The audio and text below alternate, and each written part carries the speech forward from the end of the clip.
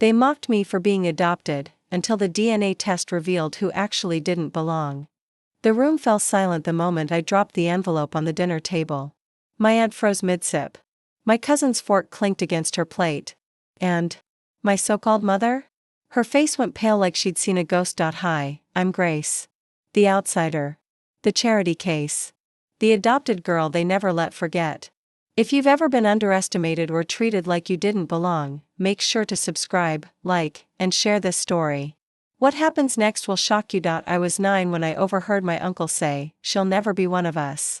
At 13, my cousin Rachel said, "You were bought, not born." By 17, I had stopped fighting. I just listened. Smiled. Took it all in, but what they didn't know? I had started working. Coding in secret. Freelancing online. Building apps at night. While they laughed in the living room, they threw birthday parties for each other.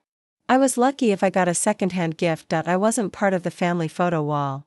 Just a shadow in the corner, and every Thanksgiving? "Grace, you should be grateful we took you in." I didn't cry. I built by 23, I had 2 successful mobile apps, 1 silent investor, and enough savings to move out. But I stayed. Why? Because I wanted one thing, truth. Last month, I sent DNA kits to everyone in the family, told them it was a fun ancestry game.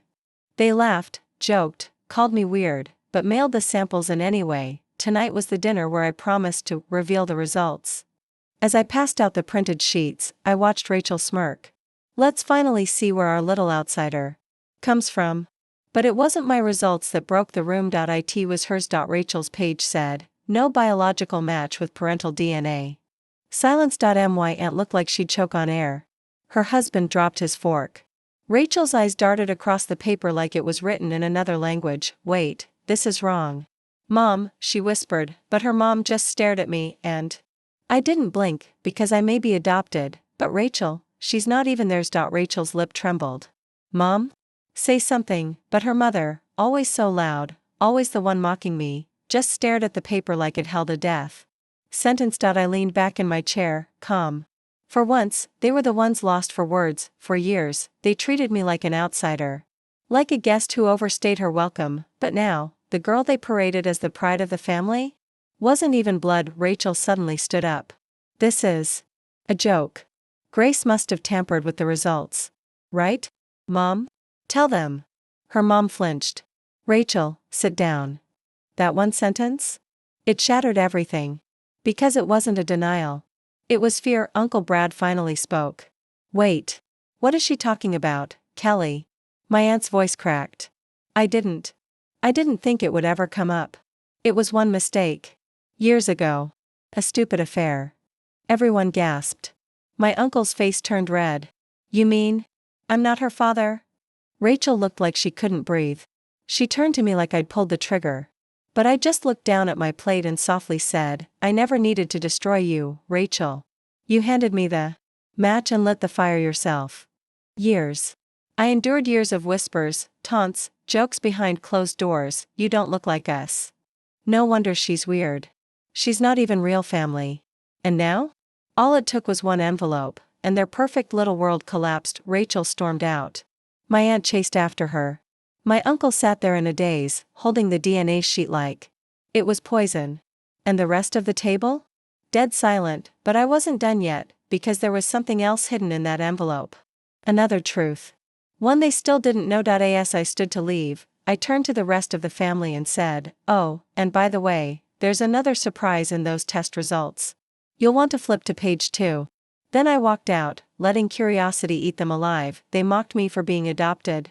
But soon they'll realize, I'm the only one who actually belonged. I didn't look back when I left the dining room. But I knew they'd read page 2. And when they did, their world would split open again, because that second page? It wasn't just test results. It was a legal notice. I had filed for full ownership of the house, the very house they lived in, mocked me in, belittled me in. Why? Because while they were laughing at poor Grace, they had no idea that my tech startup had acquired the failing mortgage company that held their home loan. 3 months ago, quietly, I bought out the debt. Every signature was legal. Every paper sealed, and now? I owned their home. As I walked out the front door, I heard the chaos erupt behind me. What does this mean? She can't do that. Brad. She's bluffing, right? But I wasn't. In fact, I was already in my car, driving away. Not with anger, not with revenge, just peace, because the truth had finally hit them where it hurt: power, control, status, and now? They had none of it. The next morning, my phone buzzed nonstop: texts, missed calls, emails from Rachel. "You ruined my life, Grace. I hope you're happy." From Aunt Kelly: "We need to talk. Please. This has gone too far." From Uncle Brad: "Grace, if there's anything we can do to fix this, fix." Now they wanted to fix it. For years I begged to be included. Begged to be accepted. Begged for basic human decency, but they chose cruelty. Now I chose silence. I let them sweat. Later that week, my lawyer received a counteroffer. They wanted to buy back the house. I declined, because this house? It wasn't just bricks and walls. It was proof that the quiet girl they overlooked had become the woman who could make or break them, and just when they thought it couldn't get worse, they received the final envelope, the one that held the real secret I had kept for years, the truth about who I really was, and who my birth parents actually are. The final envelope was hand-delivered. No email. No phone call. No warning. Just a plain white packet dropped at their front door with one line written in bold, black ink: "For the ones who called me nothing." Inside it? Not anger. Not threats. Just revelation, because while they spent years mocking my roots, saying I had no real family, what they never knew was, I had spent 10 years secretly searching for the truth: late nights, private investigators, DNA registries, court petitions. They thought I was invisible, silent, a background character in their golden family story, but while they laughed, I was connecting dots. And then, last year, it all came together. My biological father, David Langston, CEO of Langston Medical Technologies. Net worth $480 million.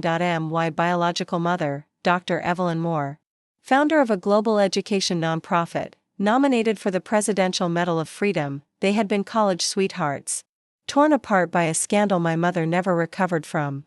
I was put into the system without either of them knowing I had survived. By the time they found out I existed, I was already 21. They reached out. We met. We cried. We rebuilt, but I asked them for one thing: silence, because I wanted nothing handed to me. I didn't want money. I didn't want their name. I wanted to earn my OWN. So I kept my success quiet, kept my last name, Hartley, the name of the family who adopted me. Even if they never truly loved me, until now. Inside the envelope, I included scanned documents, my updated birth certificate, legally changed just 1 week ago. A notarized letter from David Langston, confirming I'm his daughter. And a press release that hadn't gone public yet: Langston Medical's next CEO? Me, because my father was retiring. And after years of watching from a distance, he said he'd never seen anyone fight harder for a place in this world than me. So now, the girl they called a burden, the adopted mistake, the ungrateful outsider, would soon be making national headlines. I heard the family called a meeting that night. Rachel cried. My aunt threw a glass. My uncle demanded someone do something.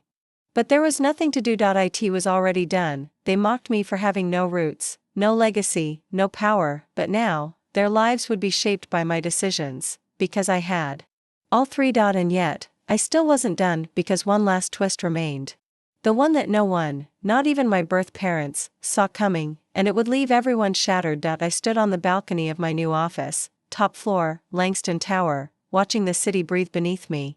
For the first time in my life, I wasn't hiding. I wasn't apologizing. And I definitely wasn't trying to prove anything. The press conference was scheduled for tomorrow. That's when the world would officially know. Grace Hartley, the adopted girl they whispered about, was now Grace Langston, CEO of a $500 million empire. But before that moment came, I had one last piece of business to handle. I had invited them, Rachel, Aunt Kelly, Uncle Brad, to the office. No assistants. No lawyers. Just me and them. They walked in hesitantly, like entering enemy territory. The same people who once laughed when I brought store-brand chips to family cookouts, now stood in the gold-and-glass headquarters of the woman they called nothing. Rachel's eyes darted around the room. So this is all real, she muttered. Aunt Kelly forced a smile. Grace, we just wanted to talk. I held up my hand.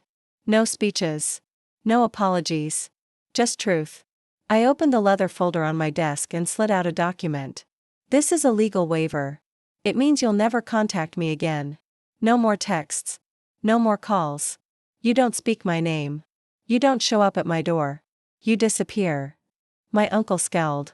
You're just going to erase us? I leaned forward. Come. You erased me the moment you told your daughter I was lucky to be adopted by you. Rachel's voice broke. Grace. I didn't know, no. You did. You knew what you were saying. Every word was a reminder that I didn't belong. That I was less. That I should be grateful to breathe the same air. I slid the waiver closer. Sign it. Or leave. They hesitated until Aunt Kelly took the pen. Her hands were shaking. Rachel didn't move. I lost everything, Grace. My dad. My identity. You didn't lose anything, I said. You found out who you really were. That's not loss. That's truth. She signed it last. As they stood to leave, I looked at them one final time. The people who raised me, fed me, clothed me, but never truly loved me. You gave me shelter. But never a home. You gave me food. But never warmth. You gave me rules. But never love. They left in silence. No hugs. No tears. Just shame, and then, peace. That night, I stood with my biological parents on the rooftop garden. David wrapped his arm around my shoulder, beaming with pride. Evelyn wiped away a tear. We're so proud of you, Grace. Not for this office, but for surviving everything without it. I smiled. I didn't survive it. I transformed because of it. And they weren't the only ones watching. Thousands tuned in the next morning to the live announcement. News anchors called it a Cinderella CEO story. Social media exploded. Hashtag Grace Langston trended for 2 days. People shared my story across every platform, not because of the money, but because of the journey, because everyone had felt like an outsider at some point. Everyone had been mocked, rejected, overlooked, and now, they saw someone who turned pain into power. The girl they called adopted. She owned the company, she held the keys, she rewrote the legacy. I didn't just find my place in the world. I built it, and from now on, no one would ever tell me where I did or didn't belong.